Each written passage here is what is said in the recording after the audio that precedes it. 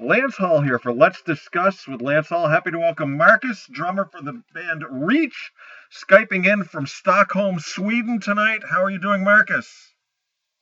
I'm great tonight. How are you, Lance? I am doing excellent. As you were saying, it's getting a little late over there in Sweden. It's almost beer time.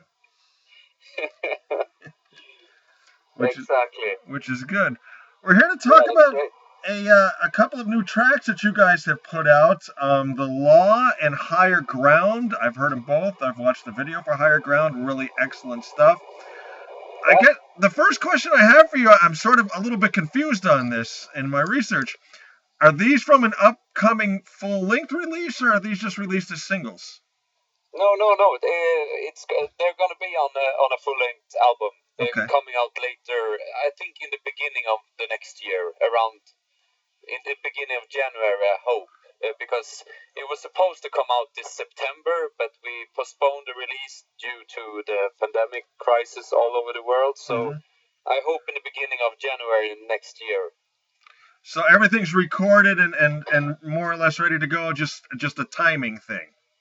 Exactly. Everything, the whole album is recorded, it's mixed, it's mastered, everything is done. Excellent. So with this sort of downtime, then, what you have right now, how are you guys filling the void now with everything being done? We try to do stuff like, for myself, I've been trying to practice as much drums as I can.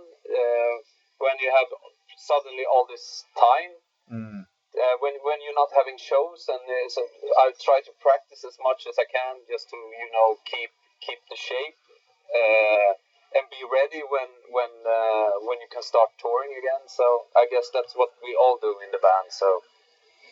Now, are the three of you able to get together, or do you still have to be socially isolating over there in Sweden right now? No, we can still see each other. I just met Ludwig last night. Actually, we had interviews all evening last night as well. So we got together, had some beers, and did a lot of interviews yesterday as well. So yeah, we can still see each other, but we don't really play together, but we practice all on our own. Oh, very cool. You can say, yeah. And give me your bass player's name. I don't dare to even attempt to pronounce that. He's called Sofian Maui. Okay. And how did you hook up with Sofian? He's an old friend of mine. I've known him for it's almost 14, 15 years now. Wow. He's one of the guys that I started playing with when I started to play drums. Okay. So I've known him for half of my life. That helps out when it comes to a rhythm section with a bass player and a drummer to be that well connected. Exactly. And he's the best bass player I've ever played with. And I've played with a lot of bands before, and he's still playing with a lot of bands. And he's always the best bass player. Excellent. You and Ludwig have been together more or less since 2012, correct? When you actually auditioned for a band he was in. I think the band he was in at the time was Critical Solution. Exactly, you got that right. So I auditioned for his band, and we did some rehearsal, and I think I did one show or something with them. But I felt it was really not my style. But the first thing I noticed was I really, back then Ludwig only played the guitar, and I really liked the way he played. I think God, that dude can play for sure. So I asked him, why don't we start a new band together instead of this? And we got this really cool connection right away. So we said, yeah, sure, we have to do it. And then we started Reach, and then we have had this band project since that. So very, very cool stuff. The other thing I like to talk about, particularly when I talk to people from Sweden, is how everything, the arts over there is funded. Is that how you started with drumming? Was it like in a school or, an educational type setting, or did you do it on your own? No, it's like we have this like after school places where you can go as a kid and youth, which is called, I don't know how to say it in English, but it's like a place where you can hang out on evenings. Sure. When you're I don't know, from 12, 13 up to, I don't know, 16, 17 maybe. Yeah. It's just a place where instead of, in Sweden they want you to, yeah, but hang out here instead of being out and do stupid stuff on the streets. Right. So here you have this place where you have this rehearsal room with drums, so you can play pool, or you can play video games, or you can do all this kinds of stuff. So that's actually where I started play drums. They had this rehearsal room in one of these places close to where I live. So I hung out there almost every night after school and just sat in the rehearsal room and just started playing. Did you have any lessons, any type of teacher, or did you just pick it up all on your own? No, I just tried to learn myself. I always listened to a lot of rock music, so I just tried to play to my favorite songs. And who are some of the songs that you played along to, and the artists that influenced you? In the beginning, it was probably a lot of Europe songs, Swedish band, of course, I guess. But then later on, I came into Judas Priest, Accept, and those heavier kinds of bands, and Motley Crue, everything. Everything hard rock, Yeah, very, very cool. Like we talked about in the beginning, at the top, those 2 tracks that came out. Let's talk about those for a minute. Higher Ground. I love the music on that. Who came up with sort of like that spoken word intro that goes into it? That's all Ludwig stuff. And he also wrote the song, so it's a song of his, and all the lyrics and everything. It's a Ludwig song. It's a great song. It's about life and death and anxiety and all those kinds of stuff. That is life. Yeah. Really, So, but we really found. I think we really started to find our sound now these days. This is our 3rd album that's coming out later this year or the beginning of next year. But now it finally feels like we have something that sounds like Reach. It doesn't really sound like anything else. Yeah. And that's what we like about it. We finally have something that doesn't sound like everything else. That's what I liked about it too. I mean, I was trying to think, who does this sound like, and I picked up a little bit of sort of the Darkness / Queen vibe, a little bit in the beginning, with just a dash during the middle section of like a Guns N' Roses, the way the song's sort of structured in the middle part. Exactly. Yeah, that's of course because that's stuff that we listen to, and of course you can hear it in the song as well. But as you said, I think our sound is like a modern kind of Queen, maybe something like that. It's very different, and you never know what to expect.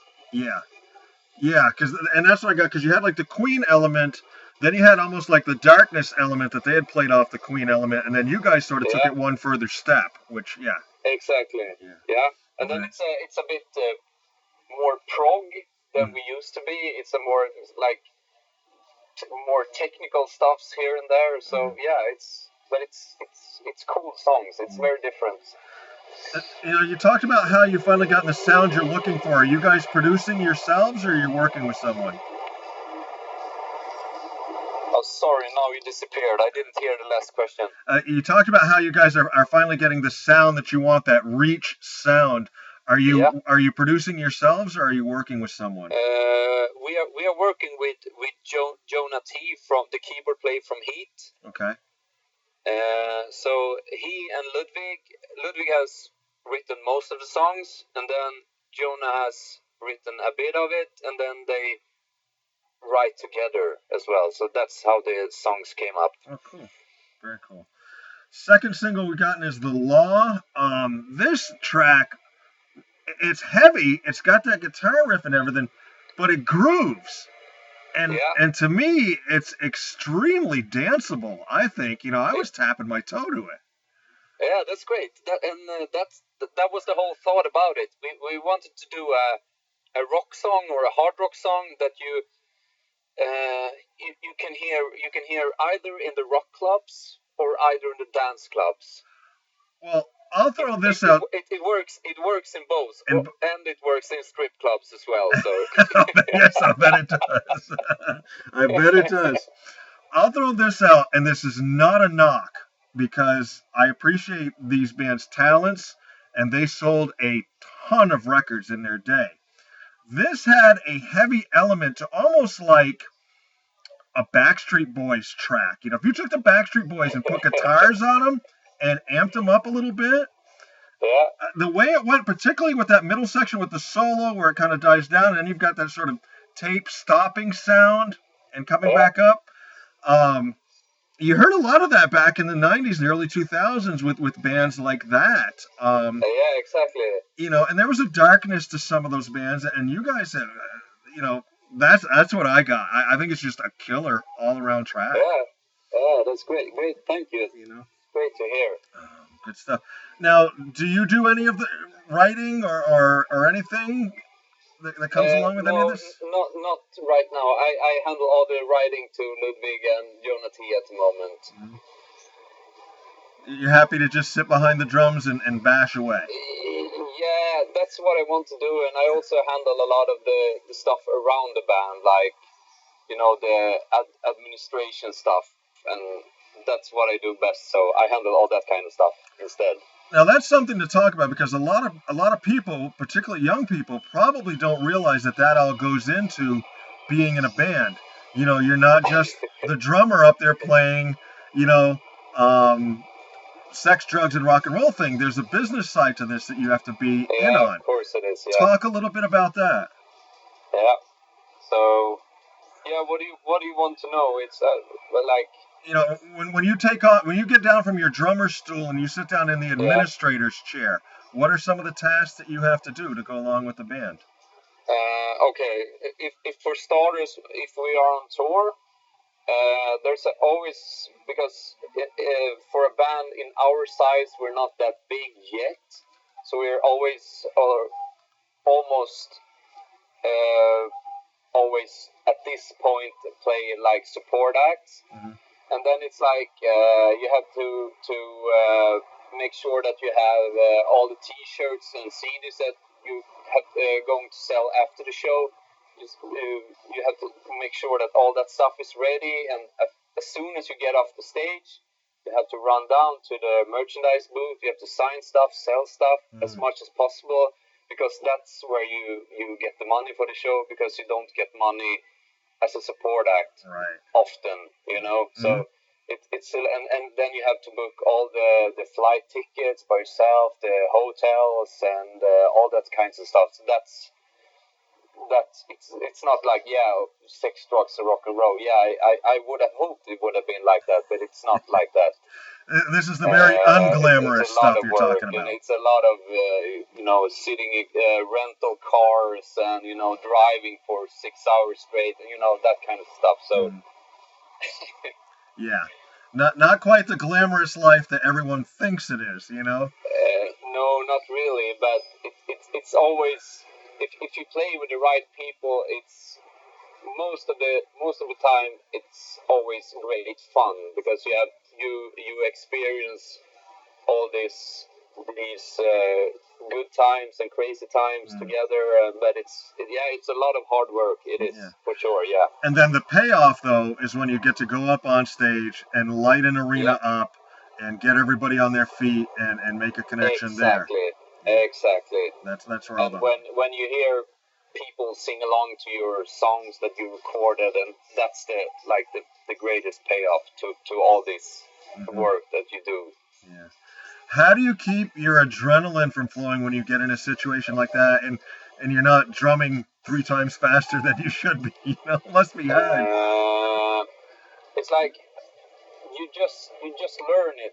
When you go up on stage, and it's like, I have all these routines before I go up on stage. I have to warm up for like, I don't know, 15, 20 minutes before with my sticks, and I have a beer, and I just want to be like sit for myself. I don't want to talk to anyone, and you have all these routines, and then when it's showtime, it's showtime, right. and then you have to deliver. So and when and everyone knows that, so it's never like everyone has their own stuff that they do before a show, and it's like even if it's a small club show, you have to always deliver. So just be on your, I don't know how to say it.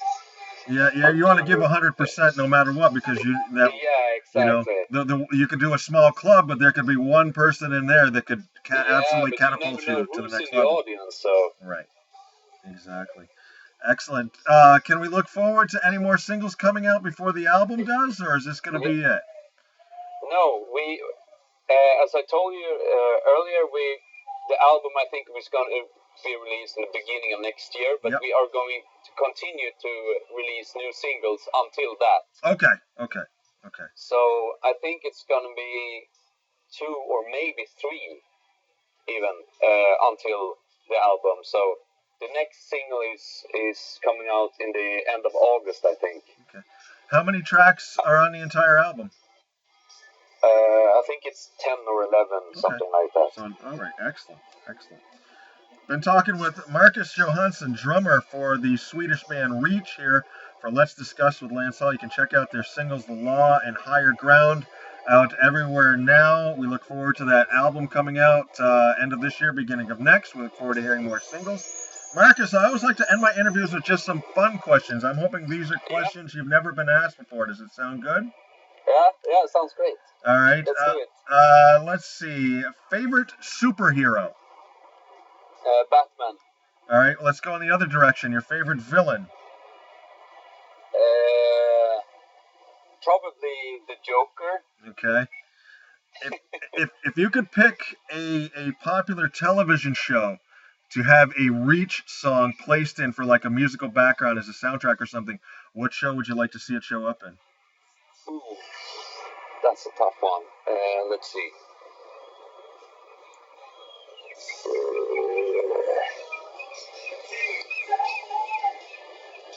Some TV show.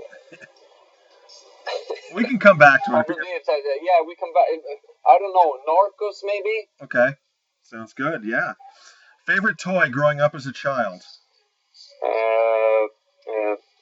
Like these electrical trains. Okay. Toy trains, but yeah. Cool. What's something outside of music that you're good at? Like, are you a good carpenter? Are you a good, anything outside of music you're really, really good at? Yeah, I think I'm a really good driver. Okay. All right, that's good.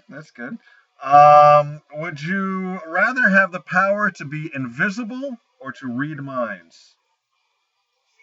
The power to be invisible. Invisible? All right. Let's see. Are you superstitious? No, not really. Not really? Okay. If you could go back in time and eat one of your mom's home-cooked meals from your youth, what would you have her make? What would I have picked?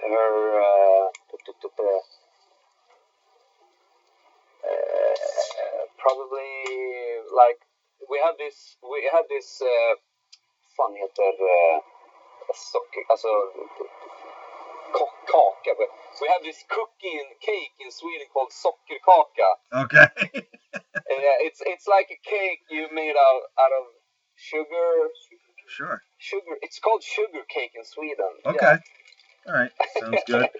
Last one, and this is the one we have the most fun with. If they were to make a movie of your life, who would you have portray you in the movie? What actor? And it's your movie, your life. You can pick anybody. One actor to portray me in a movie. Yeah. Probably Leonardo DiCaprio. Okay, very good. I could see that. Just to get us back to me, and he gets picked up. Him or who's the other guy? Johnny Depp gets picked a lot too. Yeah, exactly.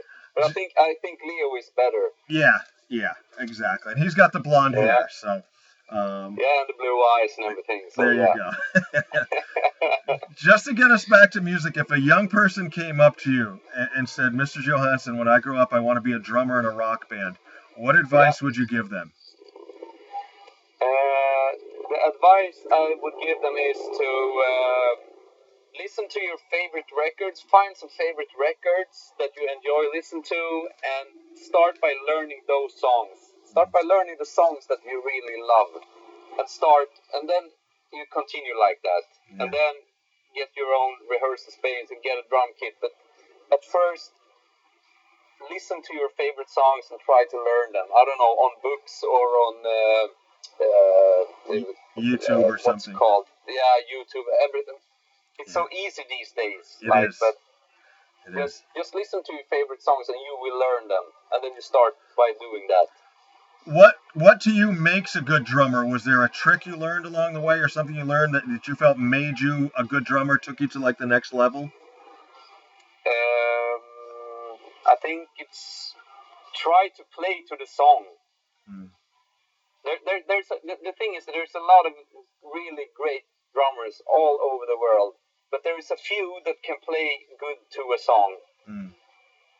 It's like, listen to the first Beatles albums. Ringo Starr, great drummer. He played to those songs, and he played really good to those songs. Yeah. And that's the most important thing as a drummer, I think. Right. Don't overdo things if it's not like working for the song. Just play to the songs. Make the songs sound good. Very good. Very good. Thank you very much for your time tonight. Once again, chatting with Marcus here from Reach for Let's Discuss with Lance. We look forward to hearing the rest of the album and enjoy the rest of your Friday night. Thank you for having me. All right. Take care. Yeah. Take care. Bye. Bye-bye.